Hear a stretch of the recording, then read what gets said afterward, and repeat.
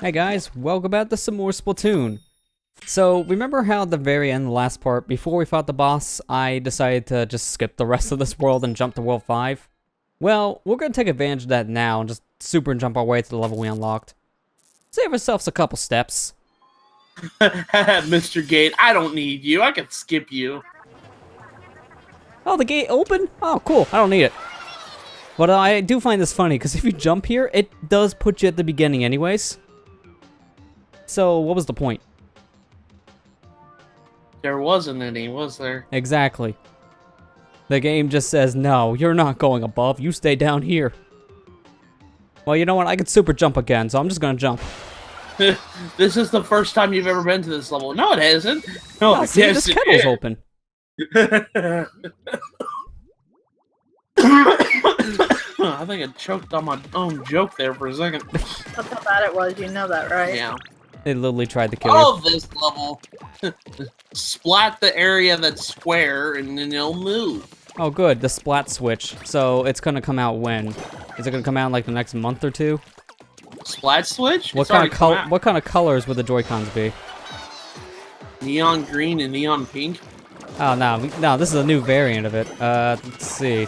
I guess we'll say more of a blue and orange, because now we're making a tribute to the original. I would love that, to be perfectly honest. I still think that, even though Splatoon 2's got that neon pink and green color scheme to it, I still like the original orange and blue. Yeah, I think those colors just work a little bit better together. Well, they should be, because they're contrast to I mean, each that's other. true. They were my high school color, so it's even more symbolic for me. Well, yeah, but, I mean, orange and blue are contrast because they're opposite of my color wheel. Yeah. Man, I'm such a nerd! Nerd! Then again, green and pink probably are too. I think they're a little more similar, though, compared to orange and blue. Get yellow and purple. Those are contrast to each other. Man, I need to. I really should have been. You should have just been the artist of the group. I should have been. I should have been a teacher. I honestly should have. I keep telling you this. I know.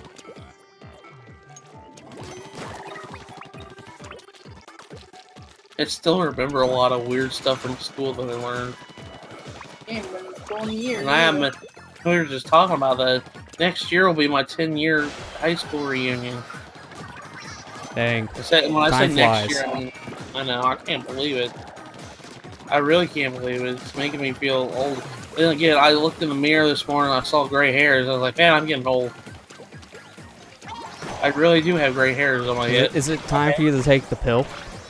You know, the one that's bigger than your head, as SpongeBob told us.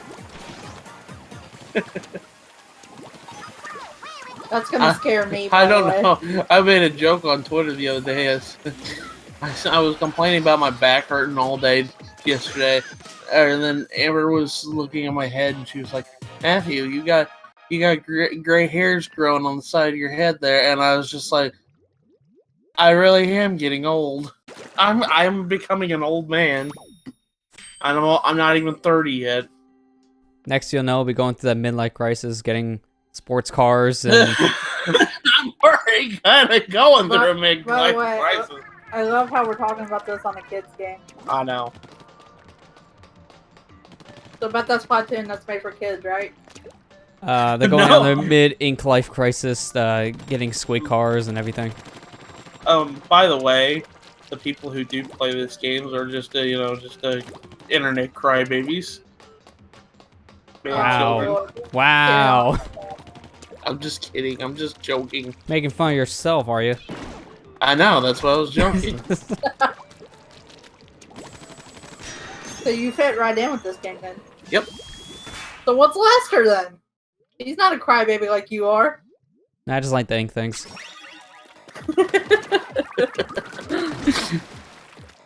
Uh-oh, SpongeBob level. By the way, sorry in advance, Marley.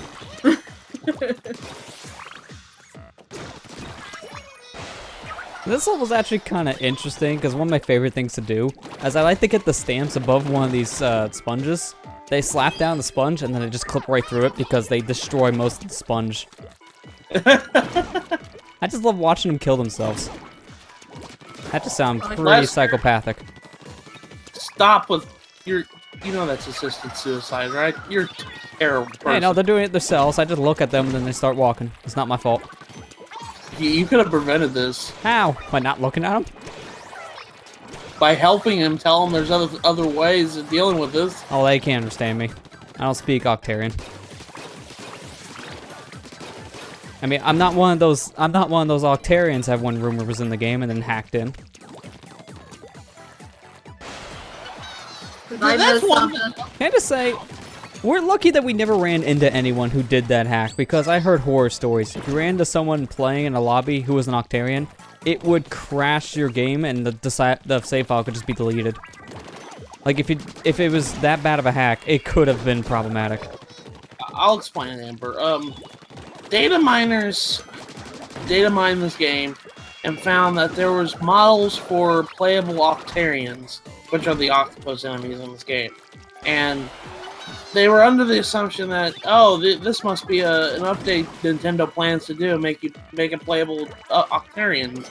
Well, that never happened, and the data miners actually got a hold of these models and were actually playing the characters in the game and in the multiplayer game. And like Lester said, if somebody went into a lobby with someone's Octarian, it could possibly crash the game for everybody, make them delete their save files. Oh lord. Yeah, it was pretty messy. That same thing happened with Splatoon 2, where they data mined that one and also found similar data, where there could have been playable Octarians. But nothing's really happened there, because people really haven't found ways to hack the Switch at this time, so no one's playing online with Octarian just yet, thank God. Because it's way harder to back up a save file on the Switch. At least with the Wii U's case, you could have backed up your save file to an external hard drive, and if something happened, you could have put it back on the system.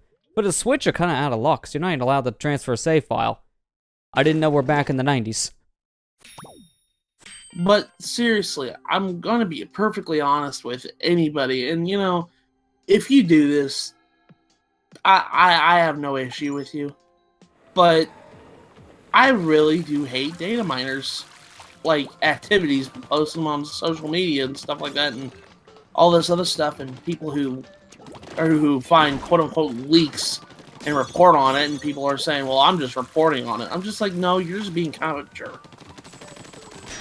I hate when journals use the excuse of reporting on leaks as they're doing their job, because I don't think that's right. My biggest thing I really hate about that is more or less the people who are reporting on them who don't want to, but then they're kind of forced to because, well, it's news and you have to write about it. That's what I hired you for. I don't like it when certain outlets do that, because I know a lot of sites who do that to their employees. Not as big of a fan of leaks to begin with. I'm never a fan of leaks. I really hate the idea of leaking anything. And it's just, I'll put it this way, when Smash Bros. 4 got leaked, I was really upset. Oh, that guy lost his job. The second that the ESRB guy leaked out footage of the game, he was terminated right there. Because that was against their policy. They weren't supposed to share any information about that to the public. It's kind of part of their terms of service. I guess in a way, I just don't understand these people who just can't wait. You know what I mean? Game's coming out. Game's coming out soon. Why do you push it? Yeah. And not only that, just people did the same thing with Pokemon Ultra Sun and Ultra Moon just recently too. And I'm just like, can you stop? Like, this is ridiculous. Why? I don't want to know this. And I know most people are just like, get off your social media. And I was just like, but I shouldn't have to get off my social media because people decided to be kind of jerks about it. I think you know the what only time I'll ever really forgive stuff like that getting leaked out early is if somehow a game broke street date. Because there's literally nothing you can do about that. You just randomly found the copy on the side of the street. And even then, that still bugs me. Because stores shouldn't be breaking street date. It's also against their agreement with the company they're buying products from. So that's already in a pretty bad area too. I know, and I'm kind of the same way, but it's just when people are like data mining and stuff and then posting it on there, I was getting really upset that Ultra Sun and Ultra Moon stuff was being uploaded on YouTube. Yeah. I had to shut down my subscription box for like a week. It's annoying. I have a hard time following a lot of channels that do that kind of stuff because it's like I'll check your stuff every once in a while for that, but I won't actually subscribe to it because I don't want to get spoiled to something ahead of time. I think one of the best examples of that kind of leak thing in general that ruins surprises is actually with Smash Bros. Again. When data miners leaked out the information about Ryu and Roy coming back, and also, yeah, the big thing of we have a Street Fighter character in the game. When they revealed that, it wasn't as big of a surprise, but then later on, a few months after that, when Nintendo revealed Cloud, and no one was able to data mine that kind of information, everyone was super shocked. Same for Bayonetta. Yeah. And that's the thing, it's just like, don't you want that? And don't you want that, like, excitement? Don't blame it on the company either, because that's not their fault that people leak their stuff. No, I mean, the big reason, I doubt this is the only reason, but one of the things that Nintendo said about Smash, why they didn't want to make another story mode like Subspace, is because they were kind of tired of footage getting spoiled of the story early online, so they didn't want to have something like that happen again. And that's one of the reasons why they said they didn't put a story mode in Smash 4. There's more to it than just that, but that's a pretty big reason. Well, I don't blame them. I'd be sick of it too. People ruining surprises and stuff. There are also like certain companies that even have strict policies on at least like the first couple weeks, even couple months of a game's release, where you can't really record and stream certain parts of the game and share it online because they don't want that spoiled. They want to be a surprise for their players. Because we're in that age now where you can easily share as much of the game as you want within the first couple hours of its release. Thinking about that one incident, I know a lot of people were really upset about this, but you've got to understand, you know, a lot of people were upset that Atlas made a big stick. Excuse me. You see, Atlas? This makes him sick. Making me sick. No. A lot of people were making a big stink about Atlas not allowing people to stream Persona 5 when it first came out. And I was just like, well, you guys got to realize that they'd spent years trying to get this game to, you know, and they're really proud of their story. Don't ruin it for people. I kind of agree with them about the streaming policy about that. One of my favorite things about that, though, is when Persona 5 first came out, some streamers were actually just literally posting over the timestamp for the day to get around don't stream past a certain day and certain time policy. So you just saw like some streams like, alright, I can't get to Thursday, so it's going to be Tuesday now forever. You know how well that worked out. Yeah, but it's just... bringing up another issue that I just that happened recently. You remember when Mario and Luigi, Bowser's Inside Story, Mario and Luigi Superstar Saga remake got leaked? Oh yeah. And apparently Nintendo stopped giving out review copies now because of this crap. And I don't blame them. Yeah, they're getting more worried, and I don't blame them as well for that reason. I think that was also one of the reasons why Sega didn't get out review copies for Sonic Forces, because there were some things about that. It already broke Street Date, so I'm pretty sure they didn't want any more information coming out about the game that was already out there. And they wanted to fix some of their bugs before releasing that, and there's still more they need to fix, obviously, before they release the game publicly, but that was another reason there, too. I'm kind of at the point now, and call me stickler for this, and, you know, I know it's ruining a lot of people's lives depend on stuff like this, but I really do think that companies need to stop giving out review copies of just like giving out copies of games in general beforehand. That would stop all this. I feel the best thing really to solve this is they should still give out review copies, but once the game is actually released to the public proper.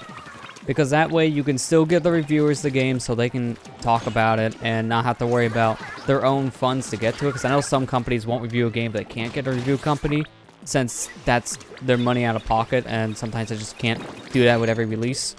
So it still gets companies wanting to review it, but at the same time, you don't have to worry about the game getting leaked out weeks in advance. And I know a lot of people are probably going to be like, well, I just don't... You know, that's messing with people's livelihoods for a few bad apples. And I just said, well, then you should be talking to these bad apples and have them stop it. Yeah, that's why, like I said, I think the best way they can do something like that is if they do the review thing still, they have to just give out review copies after the game is already released. They can't just do it before now because people will leak it. It's almost a guarantee nowadays that the game is released before street date anywhere, it's getting leaked. That's one reason why I've always been against day one Let's Plays, unless it's, you know, I don't know. I feel like there's only a couple games that kind of, I feel like, shouldn't be day one Let's Played. Yeah. I feel like a big one is story-related games, because if it's very story-driven, that's not a good thing to do day one. I've never liked day one Let's Play, so. Because over the years, I've gotten around the very often on my channel. Yeah, I mean, I've gotten around to streaming more games around the release periods, but at the same time, I'm also being more cautious with that for a reason, because a lot of the stuff I'll do, I know a lot of people don't care if you see things that don't really have too much of a story. Like, I didn't mind doing things with Super Mario Odyssey or Sonic Mania and stuff, because they really aren't that story-driven. So, it's pretty safe. But before we go on, I just kind of want to bring mention to that Sunken Skull. It's one of my favorites in the game, just because you have a picture of this fossilized human being with a Wii U and a gamepad just kind of in stone from a fossil, and you see the Pro Controller strapped together with some Wiimotes. Because can I just say, that right there is the stupidest thing, because that's a great segue into the local multiplayer. I feel like next part, we're gonna just be fighting a boss the entire time, so that's best to talk about multiplayer stuff, but I want to talk about the local here, just because of that thing.